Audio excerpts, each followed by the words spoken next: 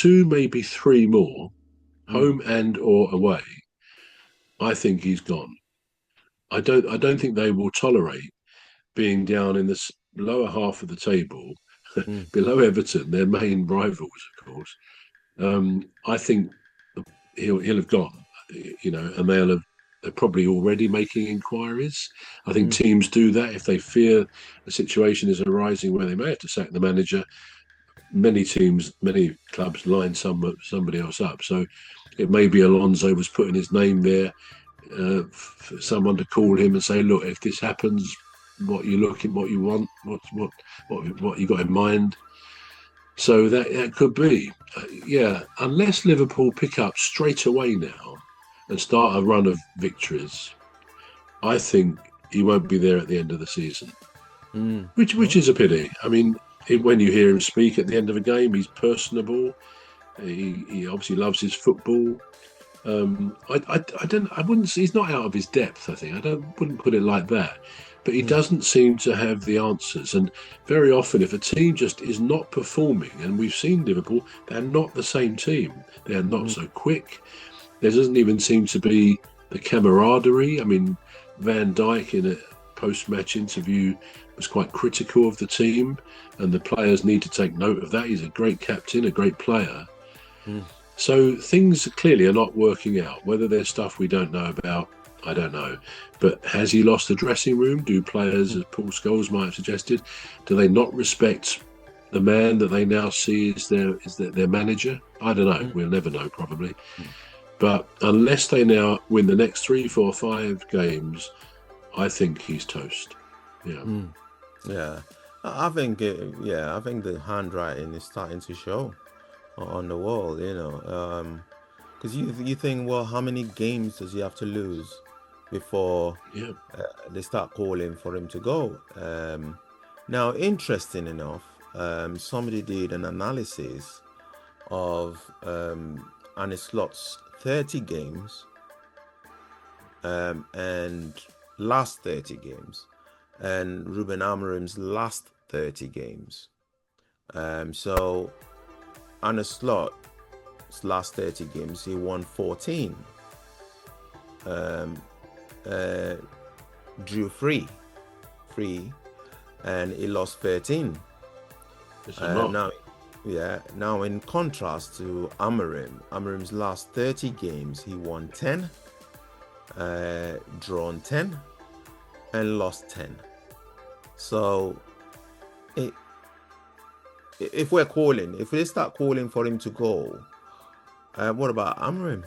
I mean, he's not doing that bad in comparison to Ruben Amorim. What do you think? Well, we've said before about Amorim. I mean, I think the board appeared to take a decision to back him. Yeah, they had a poor season last season. They did, but he spent a lot of money in the window, the summer window. And I think if they were going to get rid of him, they would have done it at the end of the season because they're not going to let an existing manager spend however much he spent, and it was quite a lot of money, probably 200 million, maybe a bit less, if it wasn't going to then be his team.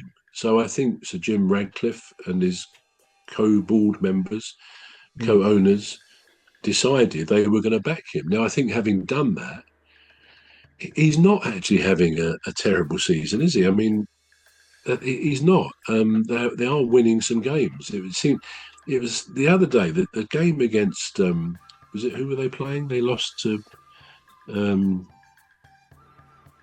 who did they lose? Oh yeah, Everton last night. Of course it was. mm. That was a bit of what can I say? It's from their point of view. From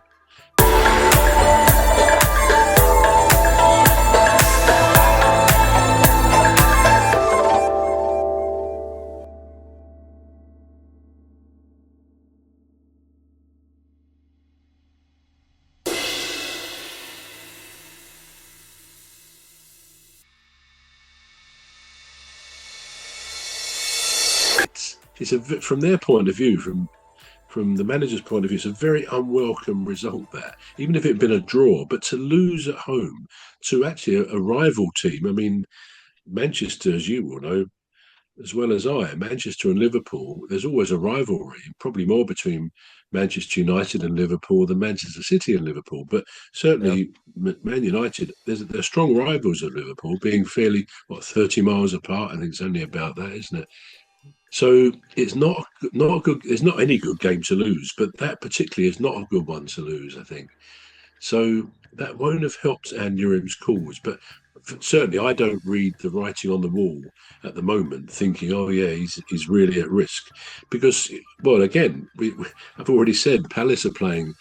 My team is playing them on Sunday, and it won't do AMORIM'S cause any good. Clearly, if they lose, but if they lose badly, 3 or 4 nil, 3 or 4-1, that could put the cat amongst the pigeons as far as his job is concerned. Equally, I don't like to think it, but they could come and win by the odd goal or whatever, and he'll kind of, pick up where he left off, because they are having a better season, undoubtedly. So I don't perceive he's one of the managers particularly at risk at the moment. I think there's others who will come before him.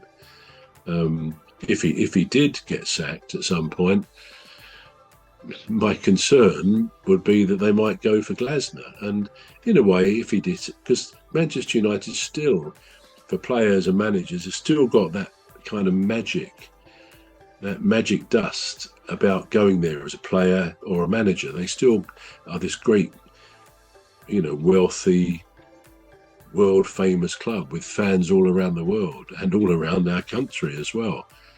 So I would never blame Glasner if he was offered that job, if he went. Whether he would take it, given that he may not think the foundations of the club are proper, I don't know. But yeah, I would wish him well.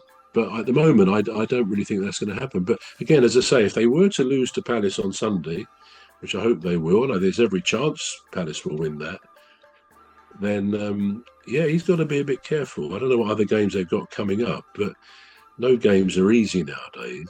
So it's going to be quite interesting to see what happens. And then Manchester City, I mean, you don't really know what to make of Manchester City, do you? So their game last night, they lost, didn't they? They lost, yeah, they did. They They lost, lost yeah. at home to They- Leverkusen.